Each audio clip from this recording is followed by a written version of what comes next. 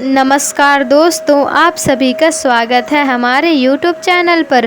तो दोस्तों, आप लोगों को तो पता ही होगा कि 10 जुलाई को सावन का पहला सोमवार आ रहा है। बहुत लोगों के कमेंट आ रहे थे। आप बताते हैं कि सावन सोमवार को भी उपाय करते हैं तो वो बहुत जल्द भलीभूत होते हैं और महादेव आपके हर मनोकामना को पूर्ण करते हैं। तो क्या सावन पर परम पूज्य गुरुदेव श्री प्रदीप मिश्रा ने कोई ऐसा उपाय बताया है जिससे हमारे संतान हो जाए, हमारे घर में संतान की प्राप्ति हो जाए? क्योंकि हमारी शादी को 5 साल या फिर 10 साल या फिर 15 साल हो गए हैं, लेकिन फिर भी हमारे घर अभी तक कोई भी संतान नहीं है। हम चाहते हैं कि हमारे घर में एक संतान हो जाए, हमें भी संतान का सुख मिल जाए। तो आप हमें एक ऐसा उपाय बता दीजिए कि हम इस सावन पर संतान प्राप्ति के लिए उपाय कर सकें।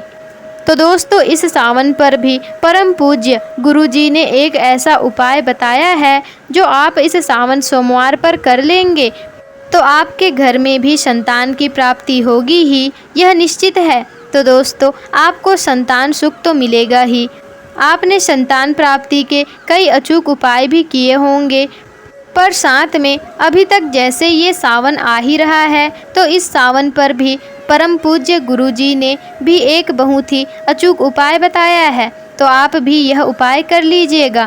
तो दोस्तों, दोनों उपाय साथ में करेंगे तो आपको वह उपाय करना है दोस्तों सावन के पहले सोमवार पर। सावन का पहला जो सोमवार आ रहा है 10 जुलाई को, तो यह उपाय करना बिल्कुल भी आप ना भूलिएगा।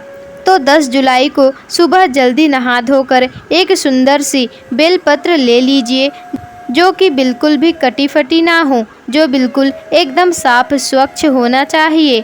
बेलपत्र को तोड़ते वक्त एक बात का ध्यान रखें कि आपको बेलपत्र ही तोड़ना है, बेलपत्र की डालियाँ बिल्कुल नहीं तोड़नी है, क्योंकि बेलपत्र की डालियों को तोड़ने से वंश खत्म हो जाता है। और आप तो यह उपाय संतान प्राप्ति के लिए कर रहे हैं, यानी कि वंश की वृद्धि के लिए कर रहे हैं, तो इसलिए बेलपत्र की डालियां आपको बिल्कुल नहीं तोड़नी है। आपको सिर्फ बेलपत्र ही तोड़ना चाहिए। और यह उपाय जल्दी करने को बोल रही हूँ क्योंकि सावन के महीने में आपके पास जो भी शिव मंदिर है वो बहुत भीड़ होने वाली है, जैसा आप लोगों को पता है। तो आप लोग जल्द ही यह उपाय कर लें, क्योंकि सुबह जल्दी आप मंदिर जाएंगे तो आपको भीड़ कम मिलेगी, तो आप बिल्कुल आसानी से और शांति से ये उपाय कर सकते हैं। दोस्तों, आप महादेव को अपनी मनोकामना बताएंगे तो वो ज़रूर ही पूरी हो जाएगी। तो आपको सावन के प्रथम सोमवार को एक सुंदर सी बेलपत्र तोड़ लेना है जो खंडित ना हो, बिल्कुल कटी फटी ना हो। इसके बाद आप आपके घर के शुद्ध जल से 2 लोटे जल भर ले, 2 लोटे जल, और साथ में जो आपने बेलपत्र तोड़ा है उसे अपने हाथ लेकर नंगे पैर दोनों हाथों में एक एक लोटा लेकर के उस बेलपत्र को दोनों में से किसी भी एक लोटे में डालकर आप अपने साथ शिव मंदिर लेकर चले जाएं। और उसके बाद आपको करना क्या है, अब आप जो अपने साथ एक बेलपत्र लाए हैं उसमें अपना कामना को कहकर भगवान शिव को कामना कहें कि हे महादेव, मेरी शादी को इतना वक्त हो गया है लेकिन अभी तक संतान सुख की प्राप्ति नहीं हुई है, इसलिए मन में यह कामना कहते हुए हे महादेव, आप मेरे घर भी संतान सुख दें। इतनी कामना कहकर आप यह बेलपत्र अशोक सुंदरी वाली जगह पर आपको वहां रख देना है।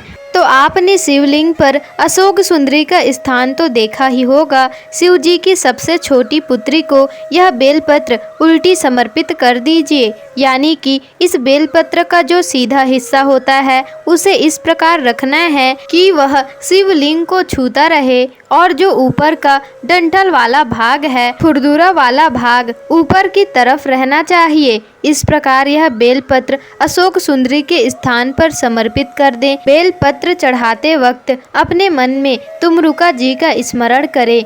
इसके बाद एक एक हाथ में एक एक कलश ले लीजिए और मन में श्री शिवाय नमस्तुभ्यम बोलते हुए शिवलिंग में इस प्रकार से अभिषेक कीजिए कि दोनों लोटों का जल यानी कि दोनों लोटे की जल की जो धार है वो शिवलिंग पर एक साथ गिरना चाहिए। इस प्रकार दोनों हाथों में दोनों जल के कलश को लेकर शिवलिंग का अभिषेक करना प्रारंभ कर दीजिए। इसके बाद जब अभिषेक हो जाए तो उसके बाद बाबा को प्रणाम कीजिए और बाबा से एक बार फिर और कामना कहकर झोली पसार कर प्रणाम कहकर आ जाइए। बस आपको इतना ही करना है। पर यकीन मानिए, जो भी व्यक्ति पूरी श्रद्धा और विश्वास के साथ सावन के प्रथम सोमवार पर यह उपाय कर लेता है, चाहे उसकी शादी को 25 वर्ष ही क्यों न हो गए हों, उसके घर संतान का सुख उसे मिलता ही है, यह निश्चित ही है। दोस्तों, जो भी व्यक्ति सावन के प्रथम सोमवार पर यह उपाय करता है वो परम पूज्य श्री प्रदीप मिश्रा जी कहते हैं कि उसके घर कभी भी वंश की कमी नहीं रहती है। उसका वंश हमेशा ही बढ़ता रहता है।